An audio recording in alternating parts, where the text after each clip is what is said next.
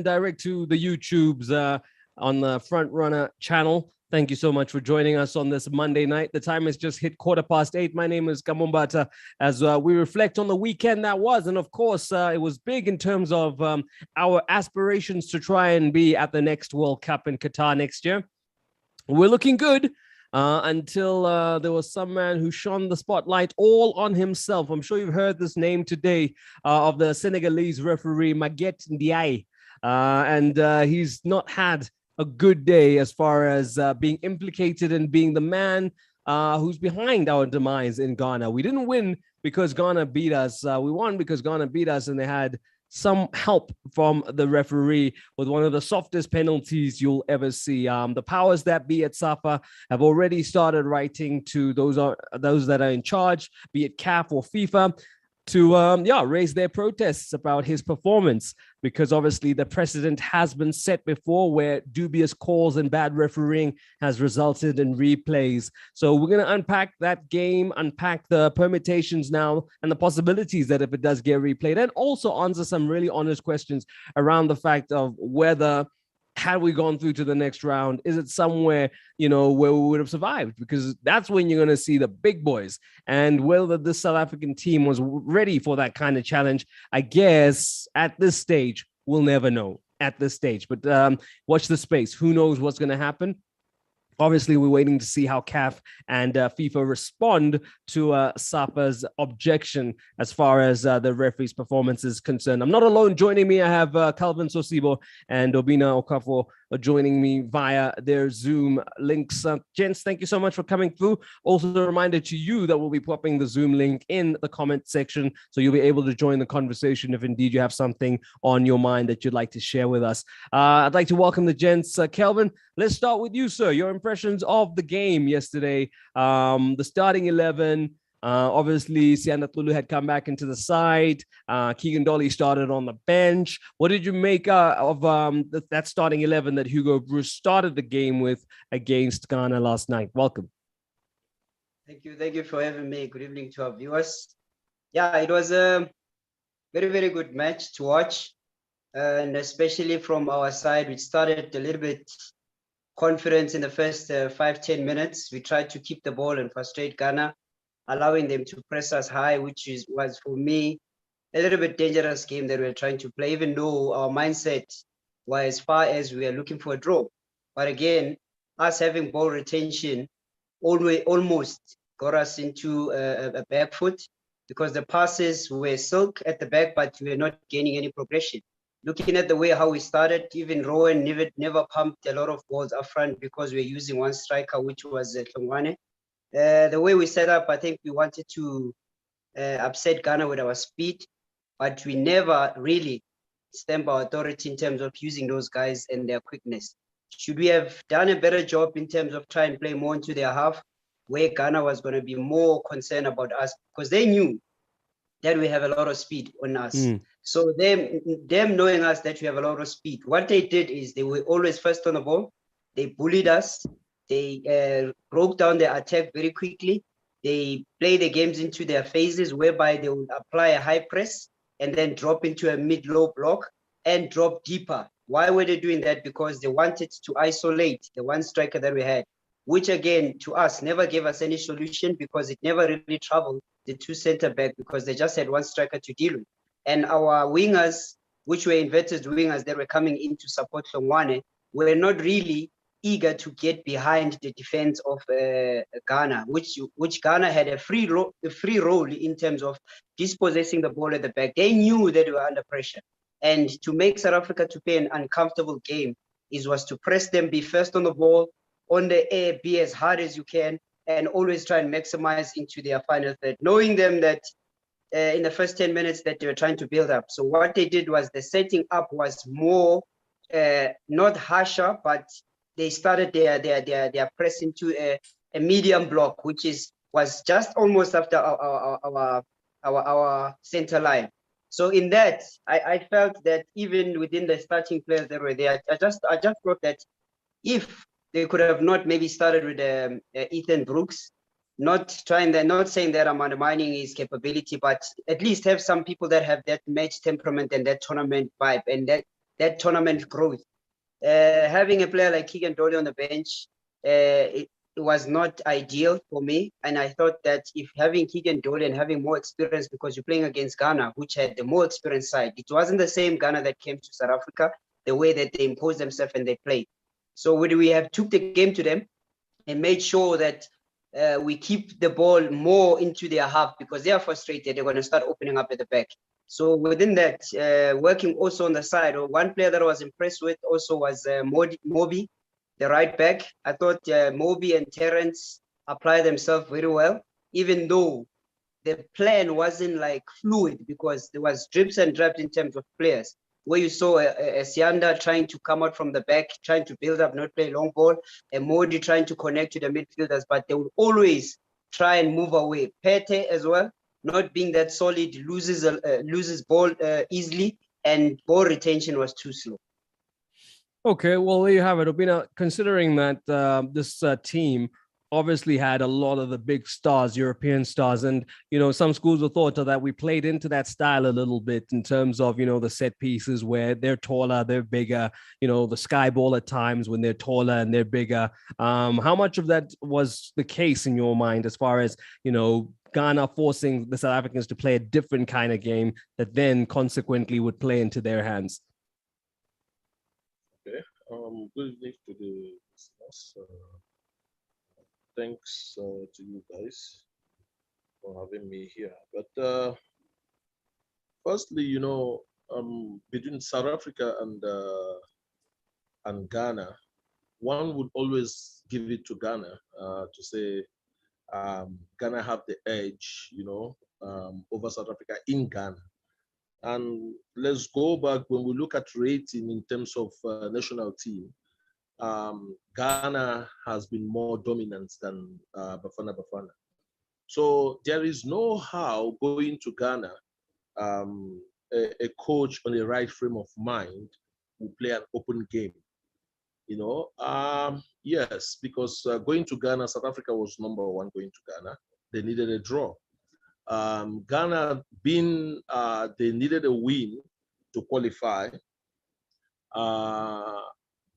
I don't think draw would have been sustainable to them. So they came all out, you know. And since Ghana has been having that dominance over South Africa in terms of football rating, I believe the coach went into the game knowing that, yes, they have to play conservative. You know, if we look at quality in terms of the game, there is no comparison between the quality of South Africa and the quality of Ghana. You know, so Ghana has more quality and experience more than South Africa. So now, but what this coach has done into Bafana Bafana for the first time, I will tell you the truth, after the 94 squad and all those things, and the coaches that have been going and on and on and in, we go at the qualifier. I haven't seen South Africa play qualifier get 13 points. This is for the first time I've seen that for a very long time. So to tell you that the coach approached each and every game on his own way, he planned each and every game on his own way.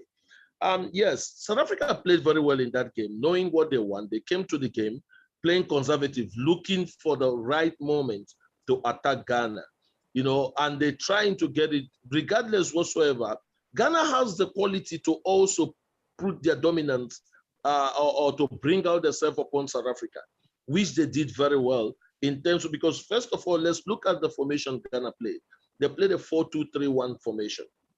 And that 4-2-3-1 formation gives you a way to say, okay, fine. It's a formation where you put in to say, we're not opening up for this team. We know they have speed. You know, we just have to cover 4 at the back and 2 in front of the back 4. Mm-hmm. So already when they were playing, when they came to this game, they were scared of South Africa. And South Africa, for me, played very well. Without that, the penalty that the Ghanaian got, yes, I couldn't see Ghana beating South Africa. Because one, when they scored that goal, that is what forced South Africa to now come out fully, start attacking and start giving chances for Ghana to penetrate through the bylines, you know, get behind the defenders. But when the game was 0-0, the tactical approach of both coaches were cautious. They were cautious in a way because the only thing, and I knew 1-0 will win the game for both teams. You know, so you have to play cautious, look for the right moment, the right opportunity to get a goal. So for me, I think South Africa did very well in terms of their approach, in terms of knowing what the game means to them, the way they came out. I believe it was game for them. You understand? Yeah, no, I hear you. I hear you completely. So obviously they're considering that approach and how things ended, Calvin, that decision from the ref, softest penalty you'll see, but in the end, it was the difference. Do you think SAFA have a case? Is it one of those things that are worth chasing up and finding our way into that next round of qualifiers with the other, 9 teams that are involved in that process? Or do we just take this on our chin as a learning experience and keep it moving? Well, I think we still have a chance. And yes, SAFA does have a case. I think we've seen another instance like this where Senegal also, the Senegal game was protested. And then again, the match was replayed. So I think we still have our foot in it. It's all now going to be a boardroom issue in terms of how efficient and how efficient we actually send a complaint to FIFA. But again, it throws us back that you're having a match decider and you do not have a VAR. So what are you trying to say within an African tournament to us? Because surely, if it was compared to other tournaments in Europe, VAR on games like this is really, really needed. For sure. Because this it's critical, yeah. It's very, very critical. It's needed because this is a game decider. Being a game decider, so you need every margin, the finest margin will always decide the game. And at this point, we all saw it and we're all at home. But at the end of the day, the man that was on the center line, the man that was governing the game is the one that let score the whole game. Even though we also had chances ourselves. And I felt that us trying to get an early goal or be more attack-minded would have actually resulting in us moving to the next phase of the tournament. Why play with one striker is something that I don't understand. Playing against a very physical team, good physical presence, and then you still have a smallest frame of player who is playing alone up front. Try at least play with 2 up front. And then why do you do that? So then you can always have Ghana. What I picked up from them is that on the sides, they are not that good. We always in South Africa, we are good on breaking teams on the wings. So using that energy and that strength that we have and those combination play, trying to go on the sides and get crosses in the box, it's something that was going to work for us than having one striker. Because the way we set back, it meant that, yes, Ghana, there's going to get a time where they're going to get an opportunity and they're going to score 1, and then they're going to put the game into Bafana Bafana's side.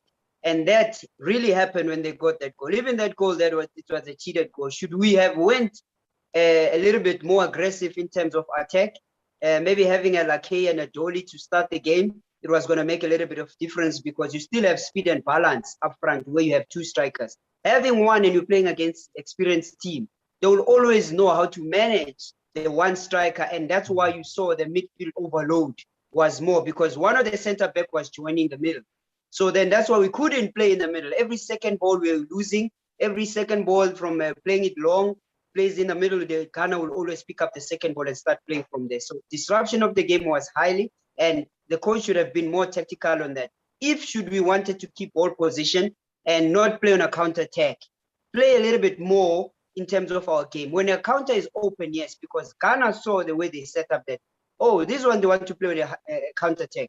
So what do?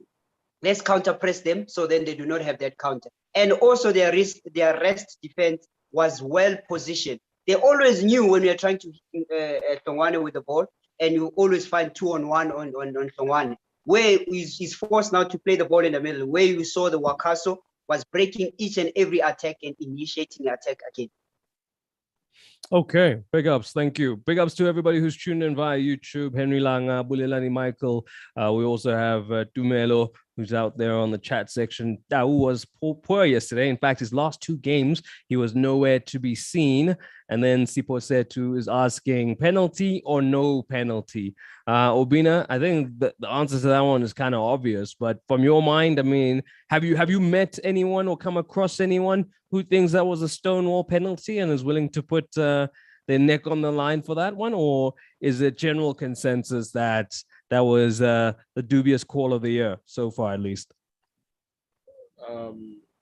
Look, I try in a way to stand in it, like I've In tried the even the ref. whole day to stand for the ref in a way to say, okay, fine. I'm trying to see the angle where he saw that from.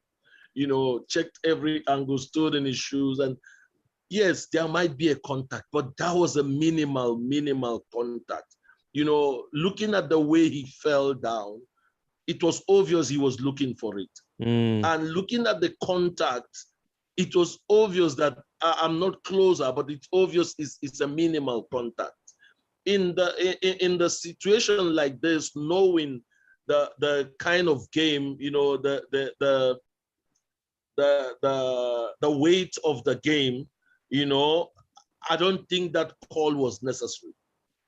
Honestly, I felt that call was unnecessary, you know.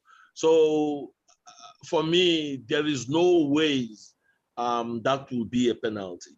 You know, even if there was a contact, there was a minimal contact. And it's not as if there is anything he has to do with the ball at that moment, because he needs to get a touch first before he could manage to get. So these are things the referee needs to consider before giving a penalty in that situation. But for me also, the way I've played games back home, you know, knowing when referee has been paid and knowing when referee has been bribed, obviously you could see from that referee that he was waiting and he was anticipating an opportunity like that. That is a big accusation there, Obina. Are you saying? Honestly, it was not an accusation. I really, before even this program, I had to rewatch it. He didn't even have a second to think. Right. What I watched today, it was obvious, like yesterday, maybe the tension and everything, you know, I didn't consider that. But when I was rewatching it today, the highlight, I saw he was really anticipating that moment. He didn't even give a second to blow that whistle. Immediately, the guy was not even down. Immediately, he was just raising his hand. Referee already was blowing. So I would say it's a premeditated something.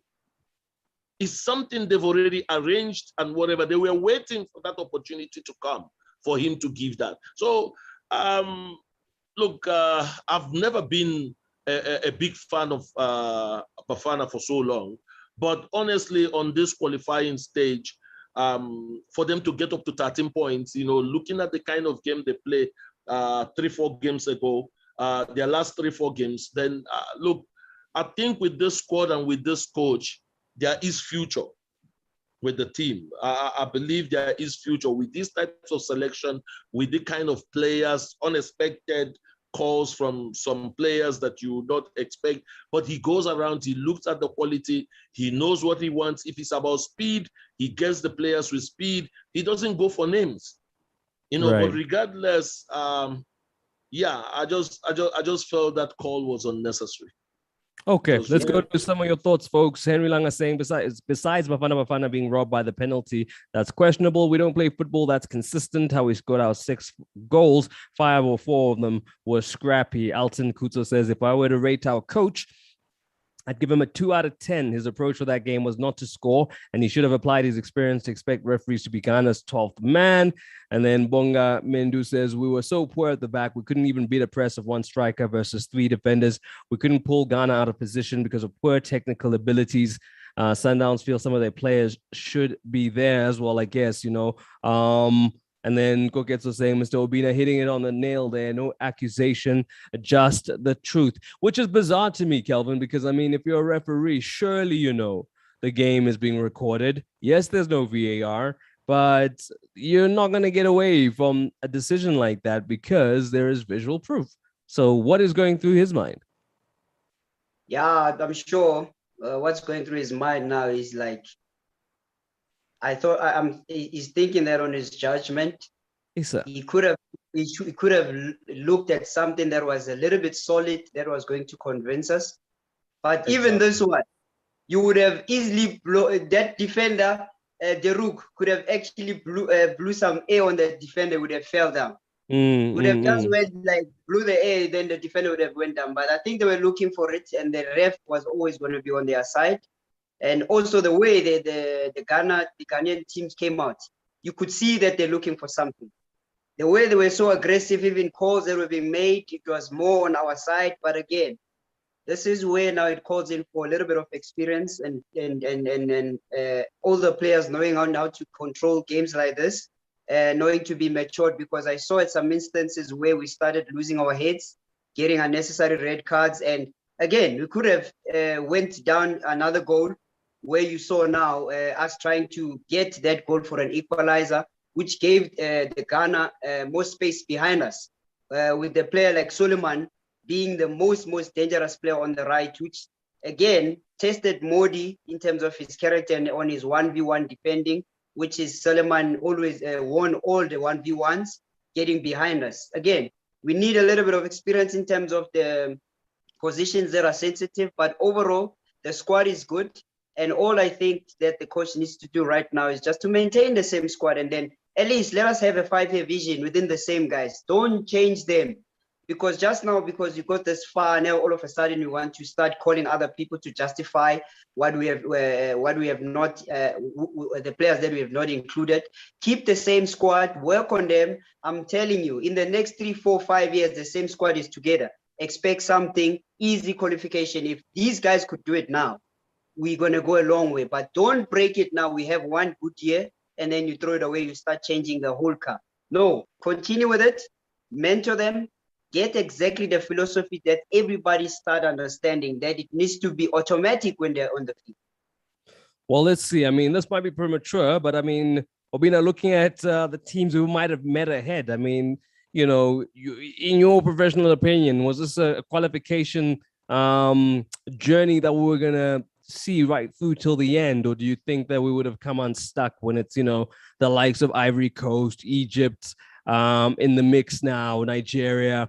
You know, would that have been a stage where you think we would have been as convincing as we were in qualification? Or do you think that was one where, I don't know, now the real test, the true test of quality players and quality teams would have exposed us?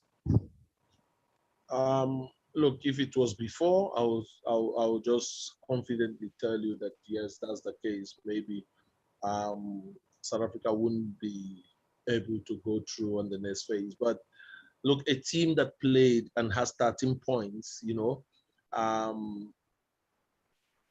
in a qualifying, it's rare for you to see a team, you know, to get 13 points and not qualify from a group. You understand? So I believe South Africa at the moment is getting there, you know, to compete against any team. Football is something you cannot easily push any team away. If they could qualify from 4 teams, you know, get into the next phase, you cannot take them lightly.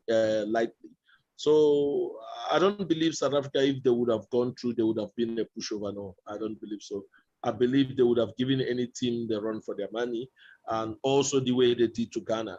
You know, so Ghana, okay, like now, it wasn't easy for Ghana to say that they beat South Africa, being that everybody now is now saying that South Africa were robbed, is because of the way the guys were committed in terms of playing, fighting. You know, I see a different South African team now. People should understand that this coach is using the quality he has. He's not coaching Ghana. He's not coaching Nigeria, where all the players are overseas players. You cannot compare a player playing in England that played 10 matches with a player that have played 50 matches in Kaizer Chiefs. It's a two different quality and two different speed of game. So I believe that is where Ghana cheated South Africa in a way. And this is also a call where South Africa's players should learn to stay more overseas. You know, I understand sometimes their ability to hold on, you know, where there is no family and where the lifestyle of South Africa is not there. It's difficult for them. But this is also the case where when it comes to opportunity like this, they're letting the country down. Because when you look at Ghanaian players, the Ghanaian national team, I think almost all the players are invitees from different countries, you know, that have different experience, different types of football, different speed of football. You know, you cannot compare them to South African, that most of all their players are playing in South African league. In a sense, so it's look, the coach has done his best. That's what I don't think any coach can do more than, or there is any other player somewhere that at the moment with his form that is not in the team, you know, or they will say that is better than the players this man selected. So I just believe that it's time South Africa should understand that the quality the coach is using is the quality that he has to choose from South Africa. Okay, well, here we go, guys. Yeah, go ahead, I think Calvin. one of the points that has made Bafana Bafana to go this far, I think also, Obina will just attest to the fact that all the players that have been called are players that are playing local. So the understanding was much easier. There were no bigger names. Every player wanted to play. Everybody wanted to work. The players that were selected, they were selected based on their quality and what they can offer in terms of schemes of things and how defensively, because the coach has took the journey to go and watch each and every of these local games where he wants those players to play. So within the scheme of things, it became easier for those players because they know each other and they know what they can possess, the danger of it. So it's easy for them to even share, to have that chemistry as a team from the passing ability, from the ball position side of the game and into the attacking side of it. Because if you can see, you had a player like Tlongwane, you had a player like Kay, you had a player like Dol, you had a player like Pesitao, which is a player that still within our framework is still part of the South African football because he still plays the same like he was here. So having also the defense, you just had one addition, which was Sianda. So having Sianda, Deruk, Nobo, all those players, they are within the continent. So it's easy for them to have that communication and there's no egos that were there. All of them wanted to make the name for themselves. Again, I would still say this, that this is a good scale that we can measure ourselves. And then all we need to do now, we need to continue within this journey so then we can actually manufacture a good result. Because once we have this solid, because now this is a squad that has not yet matured. This is the first phase. So once they mature, then we're going to see a different Bafana Bafana, but it should be under the same players that we have. In addition to that, it needs to be exceptional players. Let those players still carry the same energy, be the same, still offer the same work ethics, because there's a tendency of players that are playing overseas start coming to the country and then have attitude and then dismantle the camp because they know that every player that is here is wants to go overseas. So all the players that were playing, they were putting themselves on the window to be shocked by European teams. So it's easy for them to give their hearts out than somebody that's got a contract in England or wherever the case might be. Okay, let's see how that pans out. On the back of that, news just in, Kama Billiat confirming his retirement and announcing his retirement from international form, from international games, rather. And the part of the message on his Twitter, you can see the whole statement.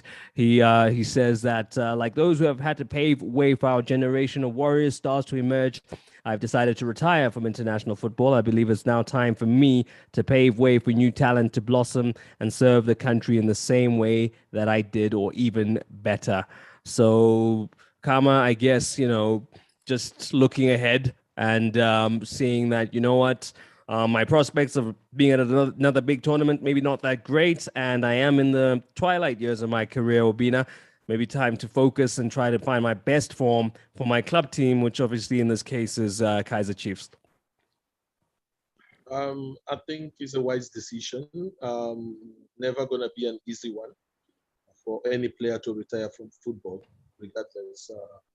And when you retire from the national team, it's also that you're giving away part of you. You know, you're just giving away part of you to something. But he's been part of the team. He's been solid member of the national team. So I think it's high time he had to make that call.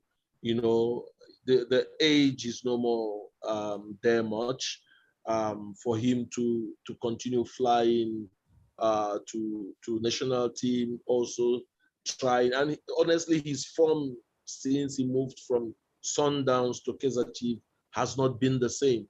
And I believe as a player, he will be praying every day to replicate that form that he had in Sundowns. But then these are also things that he has considered in order to make this call, I believe so. So I just believe it's the right call and at the right moment for him. And also the young ones coming up, you know. So maybe there is another young star coming up that he might be called up to the national team, but he will now sit on the bench for the young guy.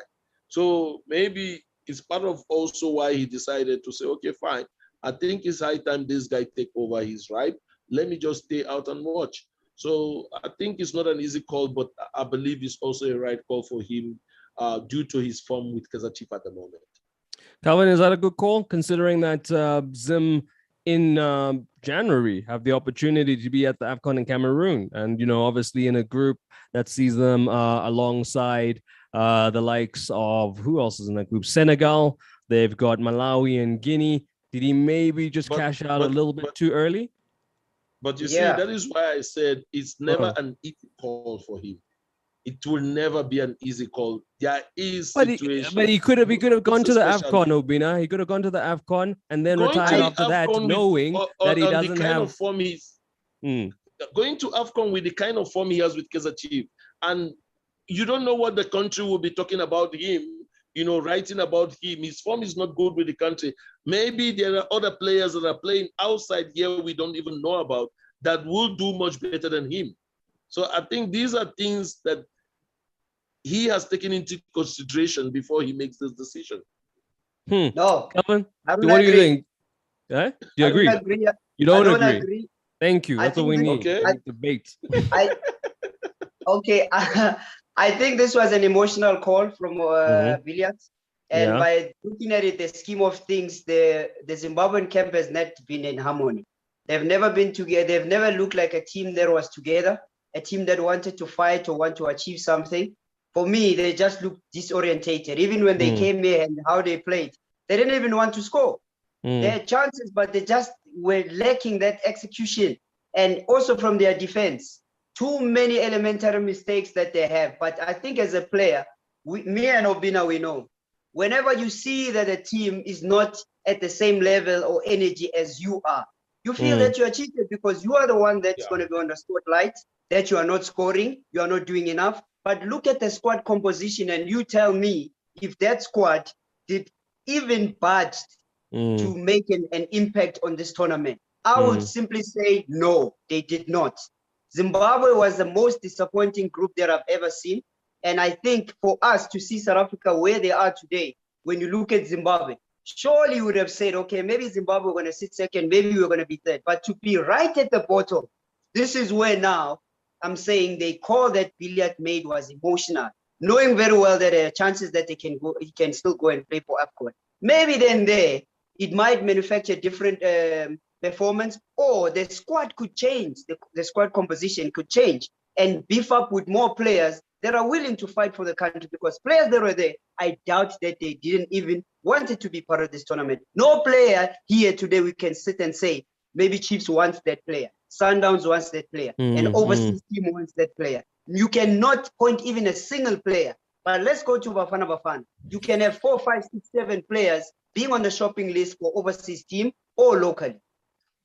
Well, some will argue, let's see what happens. Obviously, Bafana Bafana needs to play really, really well and keep coming up the table as far as the rankings are concerned, because if we want our players to play overseas in the top leagues, the national team has to be doing well as well. We're going to go to some of your comments here. Koketso saying, lol, I saw how irritated and frustrated Kama was when he was playing against South Africa. His team wasn't feeding him the ball and he had to fight for it at times. He doesn't think Zim fits. And Elton Kuto saying, another thing we should not shy away from is the strength of our players. In terms of strength, comparing our players to those of the North African descent, our players always look kind of weak. That's always been a thing about the physicality. And then Ndlela says, Obina, you're talking sense. You're not subjective like some of the West African guys.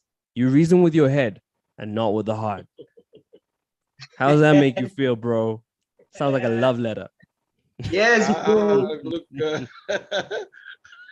for football, one thing I know for sure is that I'm passionate about football, and I say the way I see it, it's the way I see it, the way I define moments, of anything I see, the way, but it's not subject to anybody or to anything, but just to my own thinking and my own ability does it. Okay, fair enough, gents. Let's keep it moving. Obviously, we're going to see how this one pans out with SAFA making their inquiries with CAF and with FIFA as to whether this result will be turned around, and we'll see what happens after that. But we move on with local news, and on the coaching front, it looks like more gardening leave has been dished out for coaches. The next in line being Gavin Hunt. Chippa United deciding to suspend him. Okay. What does it mean when you get suspended at your job? Do you usually go back? We saw it with Brandon Trutter. I'm not even trying to be cute, but we saw it with Brandon Trutter. It's not quite had the desired result. Is it the beginning of the end for Gavin Hunt, Kelvin? Or is it the end already? Well, I think Mpengesi is trying to play it smart in this time. Yeah. But this spells like it's the end. Suspending a coach, reason that he allowed players to go home on the FIFA break, it's unsound. And then again, you look at the players that you are bringing to be caretakers. It's Lentjies and what's this other player again? Number 10, Mbenyane. Right. You kept Lentjies and Mbenyane to be your assistant. That's totally wrong, man. You should have actually shot straight to Gavin and tell him that, no, listen, since we've not been getting results and we feel that now it's time that you need to go, because we know Mpenges, he gives you 3, 4, 5 games, the next thing the door is open. Right. So at this point, how he's playing it, I think he's playing a little bit modest, where he's saying he's putting him on leave. And you know what that means, that leave. Maybe only Swallows can really go back into it and then still bring back the coach. But knowing Mpenges and this disaster that is creating that team, I think for me, you still have other coaches that maybe you can get as a caretaker, or you can have a Daine Klate that is more qualified than the players who are currently playing, which I believe they may not, I state to be corrected, they may not be holding any coaching license. You have Daine Klate there, he's got a UEFA B license, which I think he can do a great job. Why not call him in if you're still looking for somebody that you're going to employ? But again, this spells that Gavin Hunt may not return back, because I don't see these player coaches manufacturing any result. One, we're going to have a disagreement because these are all players and they are all peers. What are you going to tell me when you yourself has not been playing well? The reason why we're at the bottom is because you contributed to us being there. So what are you going to tell me? What tactics are you going to bring? What tactics are you going to implement? That's a fair question. I think obviously with Kurt, they say he's been doing his coaching badges. And obviously, I think the kicker here is he's someone who's seen all the coaches come and go, been in that setup, knows the chairman and his, let's call them eccentricities. So maybe he's just well-versed to, deal with Chippa. And maybe he does deserve a chance. I mean, people are crying that Athazwan and Sheppy didn't get a chance to see it through at Chiefs. Here's another opportunity for young South African coaches. I get it with Daine, but maybe because Kurt's been closer to the first team picture, he can come in now and not really disrupt what Daine's doing with the MDC team. because I think obviously that's key to have stability there. And also, they can come speak to us. I mean, we represent Obina, yeah? So we can get them to give Obina a job. You know, so there's options, but I don't think we should discount the Kurt Lentjies one. I'm interested to see, but the implications, of course, Obina, are for the career of Gavin Hunt. You know, if this ends in tears, which it's looking likely it will, that's 2 jobs where he's kind of walked away, his head hung, you know what I mean, in shame a little bit. What do you make of his career over the last 2-3 seasons? What do you think you know, he's going to be remembered for this time? tell you that doesn't count anymore in coaching, in what I've seen in African countries in coaching anymore. Right. You know, because they fire you today, tomorrow he's getting another job. You know, it happens to Sema, it happens to Maduka, we speak about the revolving doors, yes. You know, so for me, it's also, you know, brings the question of team structure in terms of coaching. You know, what kind of a coach do your team need? You know, for this coach to leave, what kind of coach will take over from this, the team? So you need to know, because even when Gavin was going to Kaizer Chiefs, I was like, it's not a good move. Him also going to Chippa, I thought he would have done well to me, you know. But also, I give Mpengesi, I give Chippa credit, you know, allowing him 10 games, one win. Look, this is a 100 million investment we're talking about, 100 million rands investment. And 10 matches, you having 1 win, I don't think is good for my investment. You know, I think also it's one of a very good move for him to suspend him.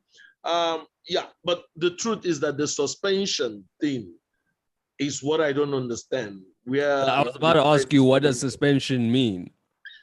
You know, the suspension mean, you know, sometimes I'll believe that teams maybe they've approached Gavin and tell Gavin, okay, fine, you know what, we would like you to leave.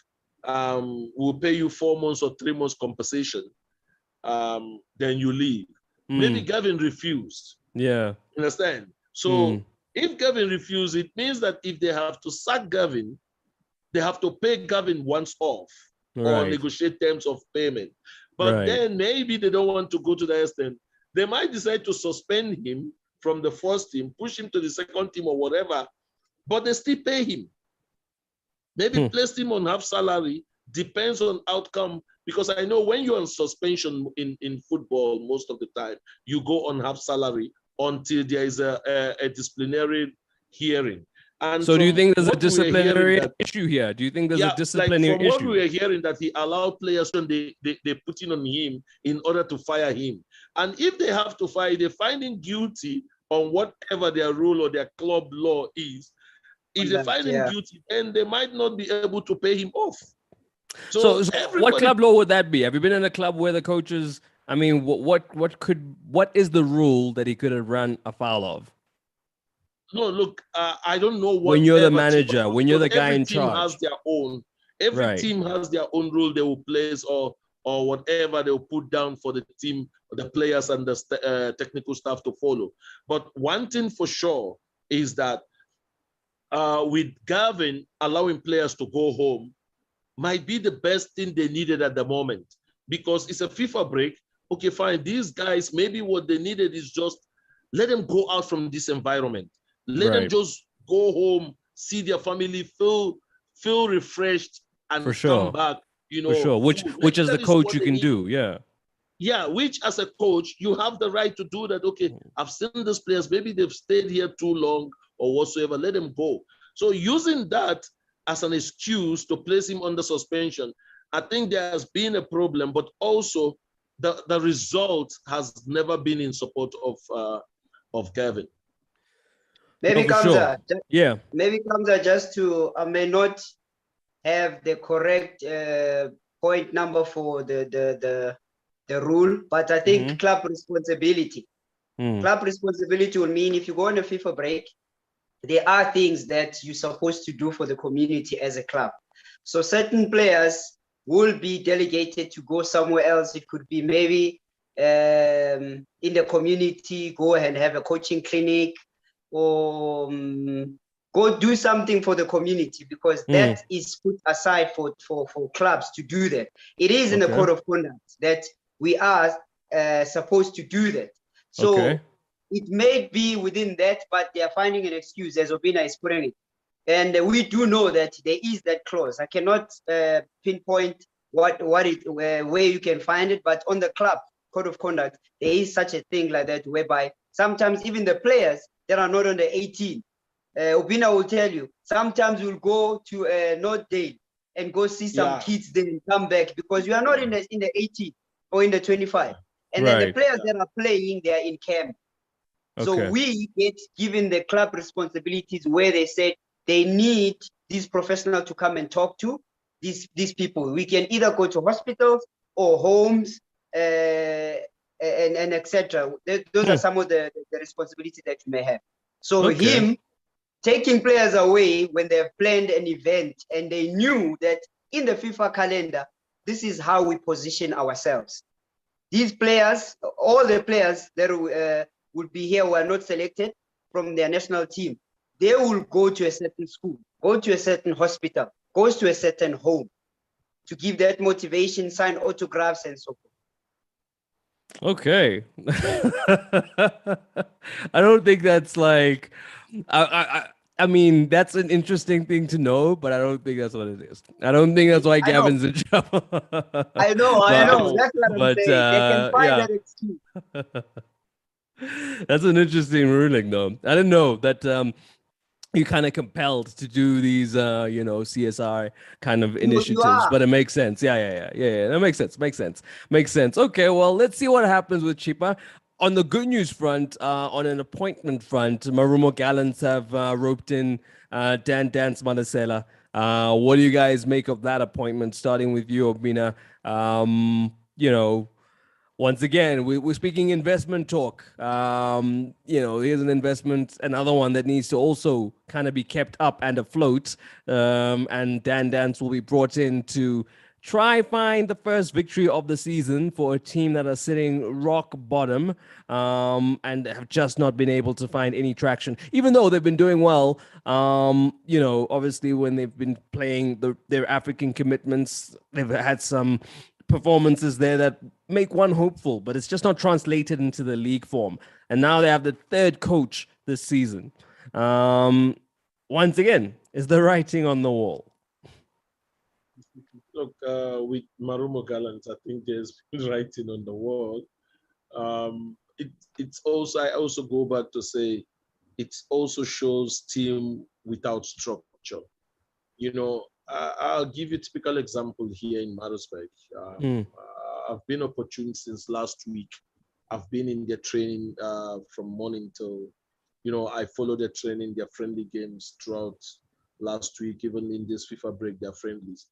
There's one simple thing Middendorp has done in this team, even last when he was here. MDC coach is Peter Peterson. And he becomes the second assistant to the first team, while Maher is the assistant coach to Middendorp. Right. So the second assistant is Peter Peterson. After training, Peter has to go prepare for the MDC boys. Then it becomes, obviously, because he follows the first team training. Yeah. It will reflect to the MDC. For sure. But here now, we have so many teams that, I don't want to call name. I heard last 2 seasons or last season, a Premier League team hires boys to go play in the MDC. They don't have an MDC team. They just, end of the week, they just gather some boys in town to go play in the MDC. They give them card, and that's their MDC boys. Are you serious? But yeah. Which team does it? Which part of the country is this corruption performed? Don't tell me the team. Which part of the country are these things done? No, here in South Africa. Yeah. Where in South Africa? There's 9 provinces. Down, I need you to be more specific. What's this province? Okay. What is it? Gauteng? I'll give you all of them. Gauteng, No, Limpopo, okay, not Gauteng. Not Gauteng. Mpumalanga, Free State, Not Northern Mpumalanga. Cape. There's no team there. Western Cape, Eastern Cape. I'm kidding. I'm kidding. Don't worry, Obina. We want you to be employable. We want you to be employable. But you see, that is what I'm saying. When we come over to this, we look at this structure that this coach is putting in. Yeah. Already the second assistant and the assistant has the structure of the team. Then if you have to fire the coach, for me, this is where the team needs to look at, okay, fine. How do these people carry on? Daine Klate is the MDC coach of what's the name of Chippa United, yeah. Chippa. So I believe by now he's supposed to be the assistant coach for Cards, Lentjies. Understand? So all these things are not properly followed. We come back to Marumo Gallants. Marumo Gallants hiring Dan at the moment. Dan will have to come with his assistants. Definitely. Right. So the whole structure, the whole 10 games is down the drain. The whole training for this day is down the drain. And all of us know a kind of Dan. I don't think Dan is a coach you should hire in the middle of the season. Or during the season. Because Dan needs time to install his philosophy. He has a game style. He has a style of game he plays. He doesn't jeopardize. I know him closely a bit. So he does not compromise. Take it for granted. He doesn't compromise. He has to build that philosophy. So will they have the time or the quality to adapt to his philosophy as quick as possible? That's what we'll wait and see. But for me, all this chopping and cutting and bringing in, for me, also with Marumo, they're not, like I said, investment of 100 million. You will not wait. The pressure will always be there as coaches.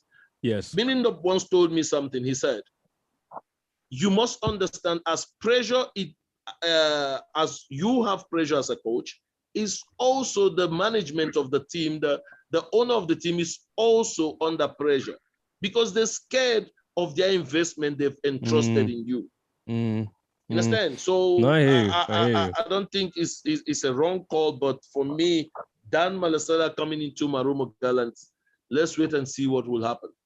Let's wait and see what will happen indeed. Okay, so just on this last one is a story that's come into the news cycle, and unfortunate because you always wonder why a player has not been in a coach's plans, why he's not being, given enough time to kind of, prove himself when we know there's potential there. And then a story like this breaks where Dumisani Zuma was obviously stopped in a roadblock and caught for being under the influence. Then it starts kind of, things start falling into place and making sense as to, okay, maybe these are the kind of lifestyle problems that have kept this player out of the squad and out of the first team picture. But, it's 2021, Kelvin, and we're speaking about players who are drinking their careers away, as if there haven't been enough stories before that have, tried to dissuade them from this kind of lifestyle. But here we are. No one seems to be guiding these boys.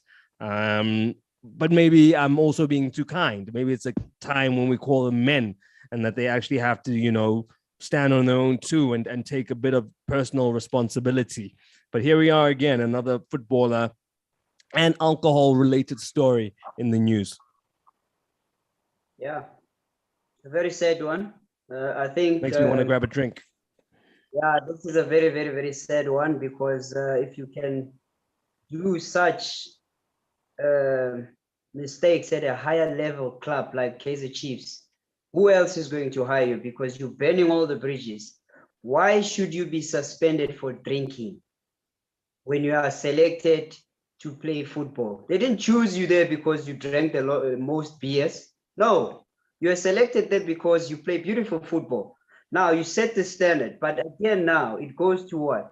It goes to background. It goes to friends that you have, people that you hang around, and people that are not being honest to you, that are telling you that this is your bread and butter.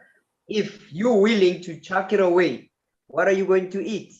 Because at the end of the day, this opportunity comes once. There's so many people that are sitting by the gate that are waiting for this opportunity these guys are having. And you being in the wrong end of things, not performances wise, also it's telling in terms of your injuries.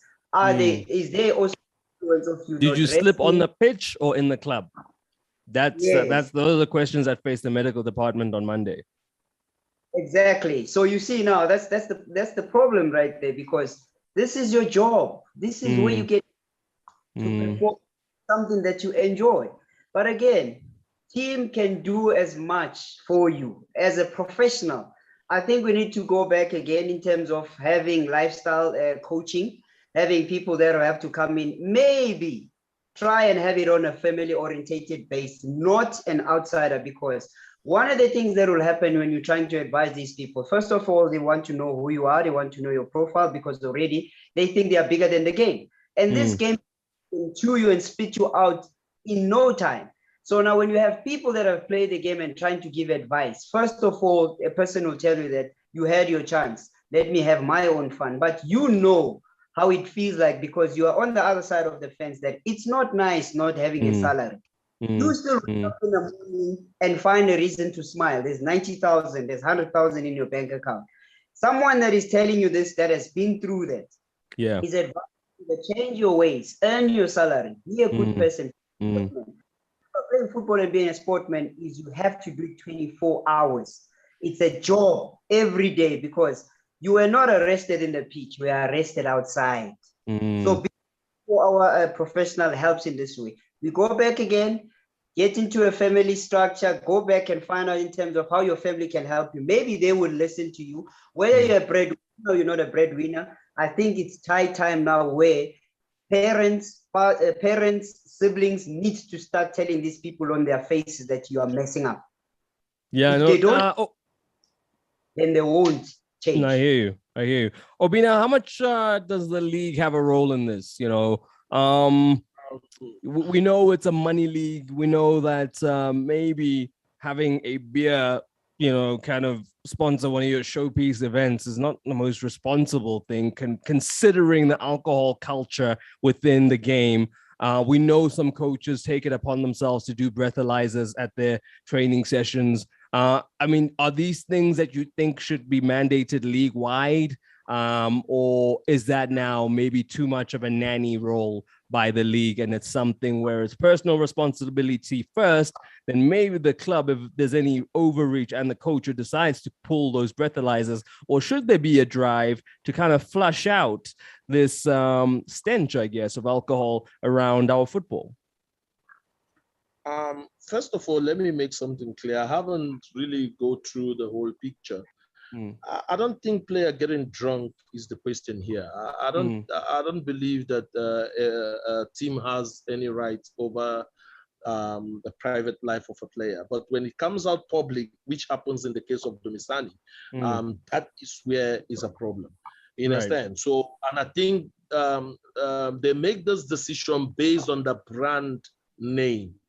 You understand? It's not about, because I don't believe he came to train. This was a roadblock issue.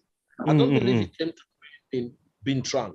Maybe it was on his free day. Maybe it was on his a normal day, which he goes out partying. So, but they made the decision based on the brand name. You understand? Yeah, but Obina, there's Uber, there's Bolt, there's ways to be very, we're now talking about personal. This is personal. This is where the player needs to know, if I'm going to party, at least there is Uber now. I shouldn't go with the car.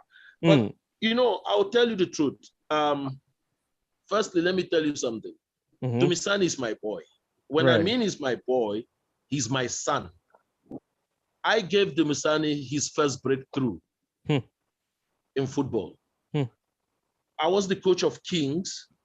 I came in 8 games to go. And in 4 games, I never played Dumisani. He was the youngest. He was 17 then. Yeah. He was the youngest. Simo was assistant to me. Sia was also assistant to me then. When I came in. Dumisani Zuma was very young. I didn't play him. Everybody was hitting why I'm not playing. I said, no, give me time. Yeah. So when I played him first game, and I'm telling you today, one game against Gamalake, Kings against Gamalake in Potchefstroom. Mm. I watched this boy. I was sitting in bed watching this boy. Like my legs were shaking. The first game I played that boy, he scored 2 goals, but the moments he created in that game keeps me shaking on the bench. Immediately after the game, I was in the car. I called Ernst Middendorp. He was in Bloemfontein Celtics. I said, Ernst, there is this young boy. You don't have to miss him. I know his statement was, no, Bina, look, I've already prepared my team. I'm finalizing for this ETV tournament in Johannesburg in Bidvest Stadium that year. It was either 2015, thereabout. So I said, no, coach, you need to see this boy. Please, just watch this boy. He said, okay, send him. He came to my house. My wife cooked for him. He ate. I put him in the bus in the night. It was Sunday night. He got to Bloemfontein Celtics on Monday morning, early morning. John Maduka was the one that picked him from the rank and took him to the clubhouse. 9 o'clock, he trained with the team. I was waiting for a call from Ernst because Ernst told me he didn't have time much. Right. He would just assess the boy and come back to me. So he trained in the morning around 9. Nothing happened. Then I received a call around 6 on Monday. Ernst called me. He said, how old you said this boy is? I said, he's 17. He said, never. Please, can you go to their house, find how old this boy is? I said, okay, coach, I'll call you back. I dropped the phone. I called the auntie because both parents is late. Okay. So he grew up with the auntie. So I phoned the auntie. The auntie told me, no, he's 17. That's his real age. I phoned call. He said, you know what Ernst said? He said, ever in his life, and even in Bundesliga, he has never seen a 17-year-old that plays football like that. That please, whatever I'm doing, I should leave it. He needs to see me on Bloemfontein on Tuesday to finalize a deal on this boy. There we go. I left on Tuesday. I arrived Bloemfontein on Wednesday. I finalized the deal for him. But again, it comes to the question you asked me now. After I negotiated the deal for him, he was coming from a team that was paying him, Kings were paying him then about 3,000 rand or 2,000 something. And now he got a deal of 10,000 a month. Right. With bonuses. Yes. Included. His life rent changed paid, very quickly. Everything. Right. Yeah. You know, I'm telling you, this boy he never came back to Maritzburg again. He never came back. They paid 120,000 transfer fee to Kings for that young boy. Yeah. So when all this thing was happening, I went to the management. I was the one that did the negotiator signed for him. I said, please, if possible, the sign-on fee you're giving this guy, can you use it to pay in a band? I will sign on his behalf. I'm giving mandate on his behalf as a guardian. Please, can they look for a house? Because they were paying 4,000 rent for him every month. And he has a 50,000 sign-on fee that season, his 4th season. Right. I said, can you use this 50,000, pay in a bond for the house, pay in for the house to buy a house for him, then pay in his 4,000 rent as a bond. So it will make him not to have full cash with him. And also, if possible, this boy is 17 going 18. Can you enroll him into something that will keep him busy, you know? Yeah. Find something for him to do, keep him engaged. Yes, I'm trying to remember the manager, the white guy I was talking to. He told me, he said, look, Obina, this boy is 17 going 18. Look, we don't have right over him. Is his money or anything he wants to do with his money, he will do. So from, I left, I had issue with Tim because I gave him to Tim to manage. I have issue with Tim from there. Sometimes I will call Dumisani, he doesn't answer my call, then I left. I forgot about him. But honestly, it was shocking. Last week, I was working in town here in Maritzburg. His senior brother Mm. met me in town. I didn't recognize him anymore. He was like, "Hey, coach." I said, "Hey, I couldn't." He said, "No, Dumisani's brother." I was like, "Oh, okay. What's the problem?" He said, "Hey, coach, can you help Dumisani? You're the only one that can help him." I said, "Why? What is wrong?" He said, "The boy has a problem of alcohol." Mm. This thing he was telling me was last month. And he's staying, they moved him out from the house. He's staying with this I think Serami's house. Mm. He's staying in Serami's house now. Mm. And this alcohol thing is disturbing to him. So, but now, for me, where does the agent of these boys, that collects money from these boys every month, that gets 10% from the club on behalf of these boys, where are they at the moment? Yeah. Where this boy is going through these issues. This is time they have to take this boy right from time. If you are the manager, you will not tell me that you haven't noticed that this boy has a problem of alcohol. Why not try to put him in a rehab? Try to talk to him to go into a rehab. Try to mentor him through the problem. Because it's a problem. It's not something that, I'll just tell you, it's a disease. It's not something you can just go in and talk to him and it will stop. And sort it out. But overnight, it's something you need to nurture and mentor him about. And this is what youngsters that you just bring in and saw money at the age of 17, 18, 19, they don't have any responsibilities. They have so much money in their account.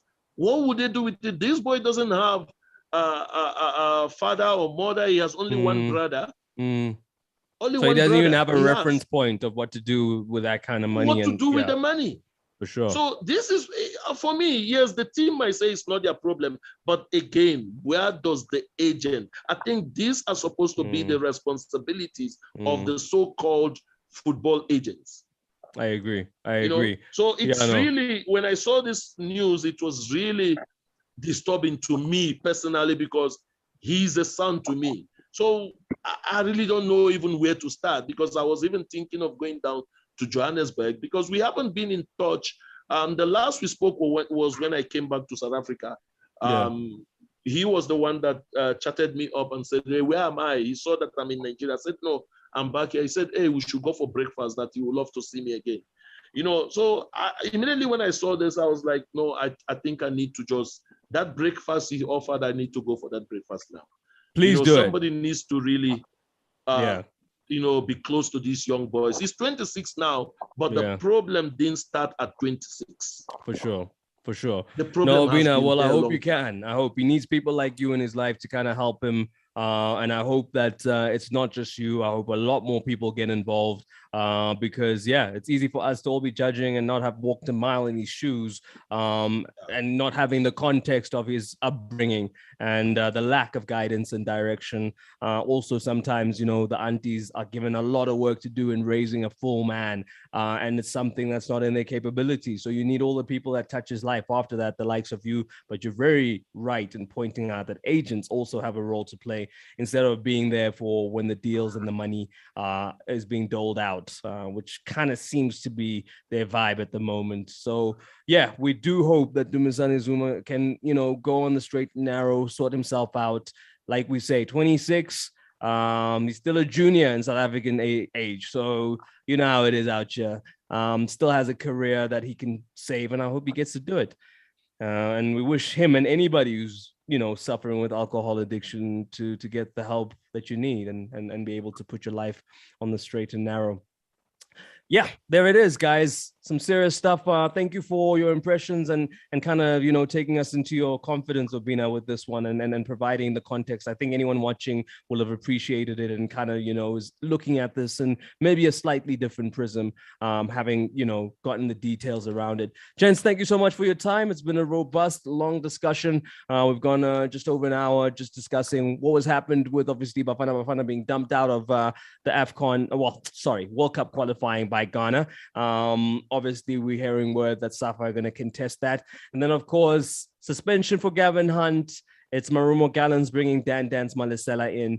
And there's just a general hope that our players, think about themselves and their careers when they're not on the pitch, because that's probably as critical as when they are on the pitch. Gents, thank you so much for your time. Everybody who's been in the comments, I'm going to end with you guys. Pumelele Nyoga saying Zuma has played under 4 different coaches since he arrived at KC, and he's been coming off the bench ever since. Fans always fight for him. I guess now we know why he's been struggling. And that right there means that players do need support and help, not just of coaches and of friends, but probably agents and everybody who touches their lives. And thank you for allowing us to touch your Monday night. Hope you've had a good time hanging out with us. Until we meet again in a week's time. Thank you so much, Kelvin. Go trade some crypto. And big ups to you, Obina, as well, for being with us. Hopefully we see you in a week's time. Who knows? You might have a job coaching a big team by then. To you who's watching, subscribe, and remember to set up your notifications. For myself, Gamobata, and the team behind the scenes. Until next